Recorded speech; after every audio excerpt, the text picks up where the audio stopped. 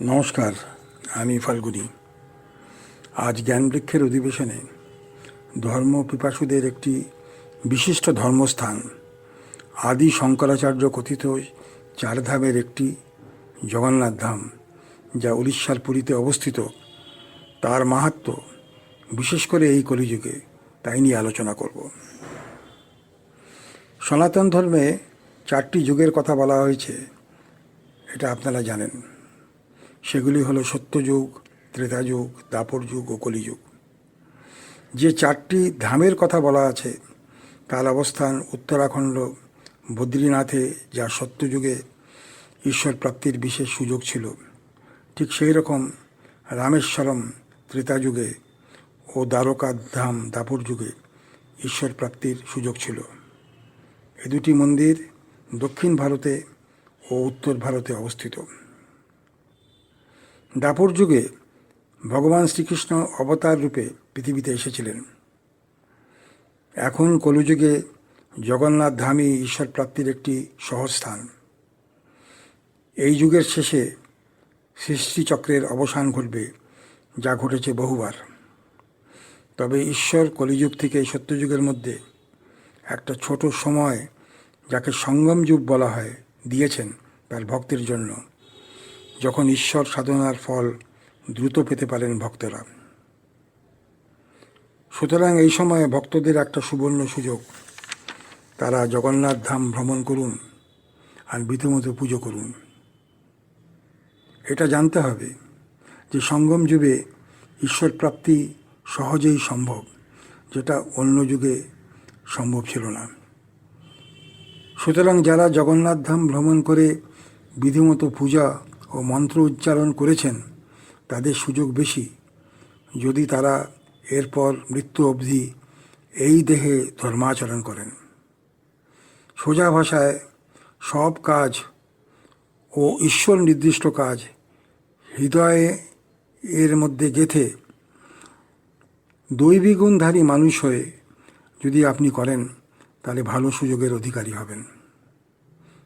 অবশ্য অনেকে পুরী ভ্রমণ করেন, তীর্থযাত্রা করছেন সেটা না ভেবে। অবশ্য জগন্নাথ দর্শনের সাথে এটা মনে রেখে পুরীর সমুদ্রে ইত্যাদিতে কিছু আনন্দ, যা শারীরিক আনন্দ, আপনি যদি নেন তাতে কোনো ক্ষতি নাই, যদি এটা ঐশ্বরিক সুযোগ মেনে করেন। আনন্দ হবে সাত্ত্বিক, তামসিক নয়। তবে ঈশ্বর সাধনার ক্ষেত্রে দেহকেন্দ্রিক সুখ বা আনন্দের কোনো স্থান নাই। আমি মনে করি তীর্থভ্রমণ জগন্নাথ দেবের কাছেই বেশি সময় কাটাবেন। পারলে পাণ্ডার সাথে যোগাযোগ করে কয়েকবার পুরী থাকাকালীন মন্দিরে প্রবেশ করুন, তাতে ক্ষতি কী? তবে সর্বক্ষণ ঈশ্বরকে কৃতজ্ঞতা জানাবেন এবং আপনার ইচ্ছা পূরণের জন্য ভগবানের কাছে প্রার্থনা করবেন। এর কারণ প্রচলিত আছে অনেক গল্পে। জগন্নাথ দেব ভক্তের ইচ্ছা পূর্ণ করেন। যেমন পুজোতে 36 ভোগের সাথে পানের প্রচলন আগে ছিল না। এক ভক্তের করুণ প্রার্থনার ফলে এই 36 ভোগের সাথে পানও দেওয়া প্রচলিত হয়। জগন্নাথ দেবের মন্দিরে মাহাত্ম্য ও নানা অলৌকিক রহস্য কোনো বৈজ্ঞানিক ভিত্তি দ্বারা প্রমাণ করা যায় না, বিচারের চেষ্টাও করা উচিত না। তবে সেগুলো কি, সেগুলো ভক্তদের জানা উচিত। একটা জিনিস প্রথমেই বলি, আপনারা লক্ষ্য করেছেন বাঙালি হিন্দুরা বেশিরভাগই জগন্নাথ ধামে ভ্রমণ করেন এবং করতে উদ্যোগী। সুতরাং আমি বলি, বঙ্গ সন্তানদের একটা বিরাট সুযোগ আধ্যাত্মিক উন্নতি করার। যদি ভ্রমণ করে মন্ত্রপাঠ করে সাত্ত্বিকভাবে ভ্রমণের পর আপনার জীবনটি নির্বাহ করেন, যাকে বলে ধর্মাচরণ, তাহলে আপনার ঈশ্বর প্রাপ্তির সুযোগটা অনেক বেশি। কেন জগন্নাথ ধাম আমাদের কাছে এত ইম্পর্ট্যান্ট? কারণ জগন্নাথ ধামে স্বয়ং ঈশ্বর বাস করেন। সত্য উদ্ঘাটন করতে মন্দির নির্মাণের সাথে যে পৌলৌকিক ঘটনার বিবরণ আছে সেটা বলতে হবে। কথিত আছে, জলা নামে এক শিকারী দূর থেকে অবতাররূপী ভগবান শ্রীকৃষ্ণের রক্তবর্ণ পা দেখে ভুল করে একটি হরিণ ভেবে তীর নিক্ষেপ করেন, তাতেই শ্রীকৃষ্ণের মৃত্যু হয়। সেই জরা তার পূর্বজন্মে বালি ছিলেন, যাকে ভগবান অবতার শ্রী রামচন্দ্র হত্যা করেছিলেন। শ্রীকৃষ্ণ জরাকে বলেছিলেন, গত জন্মের পাপের ফল যা আমার কর্মফল, আমাকে তো ভোগ করতেই হবে। এটাও মনে রাখতে হবে যে গান্ধারী তার শতপুত্রের শোকে শ্রীকৃষ্ণকে বলেছিলেন, তুমি তো ইচ্ছে করলেই যুদ্ধ থামাতে পারতে। যেমন কৌরব বংশ ধ্বংস হলো, তোমারও যদু বংশ ধ্বংস হবে, সেটা হয়েছিল। ভগবান যখন মনুষ্যরূপে অবতার হন, তখনও তাকে কর্মফল ভোগ করতে হয়। ভগবান শ্রীকৃষ্ণ সেটা আমাদের শিখিয়েছেন যে আমাদের কর্মফল আমাদের শুধু এই জন্মে নয়, পরের জন্মেও ভোগ করতে হবে। সুতরাং সবসময় পুণ্য কাজ যাতে হয়, দৈবী গুণ সম্বন্ধ কাজ হয়, সেটা যেন আমরা করি।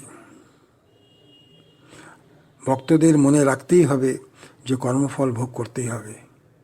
এবার আসল বিষয়ে আসা যাক।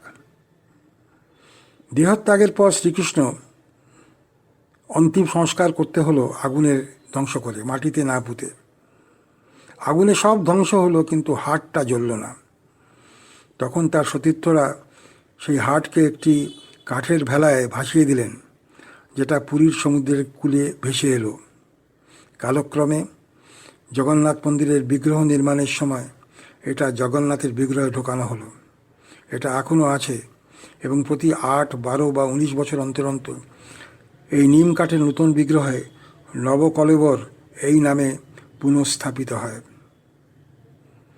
শ্রীকৃষ্ণ ভগবান বিষ্ণুর অবতার ছিলেন। সুতরাং আজও জগন্নাথ মন্দিরে ভগবান বিষ্ণু ও শ্রীকৃষ্ণের পুজো হয়। পাণ্ডারা তো মন্ত্রপাঠ করেনি, তবে আপনারা যদি এই মন্ত্রগুলো জেনে যান তাহলে আপনাদের পক্ষে ভালো। কেন, আপনার পক্ষে অন্য কেউ পুজো করছে, তার থেকে নিজে যদি পুজো করেন তার চেয়ে আমার মনে হয় ফল বেশি। এই মন্ত্রগুলো আপনি গুগলে খুঁজলেও পাবেন, তবে আমি আপনাদের বলে দিচ্ছি। যেমন বীজ মন্ত্রগুলো হলো ওম নমঃ ভগবতে বাসুদেবায়, ওম জগন্নাথায় মহাপ্রভবে নমঃ, ওম নমঃ ভগবতে জগন্নাথায়, ওম ক্লিম কৃষ্ণায় নমঃ। এইগুলো হচ্ছে বীজ মন্ত্র। এবং এই মন্ত্রগুলো বলে আপনি জগন্নাথ দেবকে প্রণাম করতে পারেন এইভাবে: ওম নীলাচল নিবাসায় নিত্যায় পরম আত্মমে বলভদ্র সুভদ্রাভ্যাং জগন্নাথায় তে নমঃ। তো এই মন্ত্রগুলো আপনাদের জাস্ট জানালাম, এগুলো আপনারা নোট করে নিতে পারেন। এবার মন্দিরের কথায় আসি। 1000 বছরেরও বেশি এই মন্দির জগন্নাথ এর বাড়ি। তার ভাই বলরাম ও বোন এই মন্দিরে পুজো হয়। প্রতি বছর রথযাত্রা হয়। জগন্নাথ মূর্তির ভিতরে শ্রীকৃষ্ণের হৃদয় রাখা রয়েছে, যাকে ব্রহ্ম পদার্থ বলা হয়। প্রতি 8, 12 ও 19 বছর অন্তর অন্তর নবকলেবর হয়। এই সময় ব্রহ্ম পদার্থকে নতুন বিগ্রহে প্রবেশ করানো হয়। মন্দিরটি বেলপাথর দিয়ে তৈরি। বিগ্রহটা নিম কাঠ দ্বারা হয়েছে, কারণ রাজা নীলমাধব, যিনি আদিবাসী ছিলেন, উনি কাঠের মূর্তি দিয়ে পূজা করতেন। এবার বিগ্রহটির হাত কাটা কেন, এটা আপনার জানতে হবে। নির্মাণের সময় দেবশিল্পী বিশ্বকর্মা মূর্তিটি তৈরি করছিলেন, কিন্তু রাজাশ্রী কৌতূহলবশত দরজা খুলে ফেললে বিশ্বকর্মা ওখান থেকে স্বর্গে চলে যান। আর মূর্তিটা তৈরি হয়নি। তারপরে পুজো শুরু হয় এবং তারপর থেকে এই হাত কাটা অবস্থাতেই মূর্তিটা রয়েছে এবং তারই পুজো হয়। এবার যে অলৌকিক শক্তি মন্দিরের সাথে যুক্ত, সেটাও আপনাদের জানা উচিত। এই মন্দিরে ভক্ত যদি বিগ্রহের কাছে বিধিমতো প্রার্থনা করে কিছু চান, সেটা উনি পাবেন, তার অনেক প্রমাণ আছে। এই মন্দির 4 লক্ষ বর্গফুট এলাকা জুড়ে 214 ফুট উঁচু, অথচ মন্দিরের চূড়া দেখা যায় না কোনো ছায়ায়। মন্দিরের উপরে কোনো পাখি উঠতে দেখা যায় না। আর একটা আশ্চর্য জিনিস, হাওয়া যেদিকে, মন্দিরের ধ্বজা তো তার ঠিক উল্টো দিকে ওড়ে। এটা কি করে সম্ভব? কিন্তু এটা হচ্ছে। মন্দিরের উপরে 1 টন ওজনের একটা চক্র লাগানো আছে। যে কোনো দিক থেকে চক্রের দিকে তাকালে মনে হবে চক্রটা আপনার দিকেই আছে।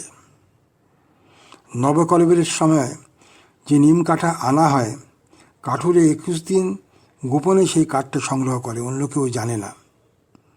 ঠিক সেই রকম ব্রহ্ম পদার্থ যখন অন্য বিগ্রহে প্রবেশ করানো হয়, পুরোহিত চোখে কাপড় লাগিয়ে সেটা করেন।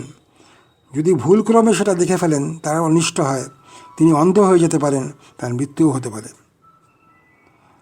মন্দিরে সমুদ্রের ঢেউয়ের আওয়াজ আসে না, এ নিয়ে অনেক গল্প আছে। যে কোনো উপকূল এলাকায় হাওয়াটা দিনের বেলায় সমুদ্র থেকে স্থলে এবং রাতে স্থল থেকে সমুদ্রের দিকে যায়। এখানে হয় ঠিক উল্টো। আর সবচেয়ে আশ্চর্য ব্যাপার, মহাপ্রসাদ মাটির পাত্রে, মাটির উনুনে হয় কাঠ দিয়ে। 7টি পাত্র পরপর উপর সাজানো হয়। আশ্চর্য হলো যে উপরের পাত্রের রান্না সবথেকে আগে তৈরি হয় এবং সবথেকে শেষে যেটা আগুনের সাথে লাগানো নিচের পাত্রটা। আর এই প্রসাদ কোনোদিন কম পড়ে না, সব মানুষই সেটা পান। সুতরাং বৈজ্ঞানিক ব্যাখ্যা করলে কিছুই পাওয়া যাবে না, এবং যুগে যুগে বলা যেতে পারে যে এই এলাকাটা পুরো ঈশ্বর নিয়ন্ত্রিত এলাকা। একসাথে বলুন, জয় জগন্নাথ। জগন্নাথ দেবকে চলমান জগতের আশ্রয় বা প্রভু বলা হয়। এখানে কোনো জাতিভেদ প্রথা নাই। সব সম্প্রদায়ের মানুষ, বৌদ্ধ, জৈন তাকে পুজো করেন। যারা ভেদাভেদের নিয়ম করেছেন, তারা করেছেন ঈশ্বরের ইচ্ছার বিরুদ্ধে। তবুও বলি, জয় জগন্নাথ। আজ এখানেই শেষ করি। ধন্যবাদ।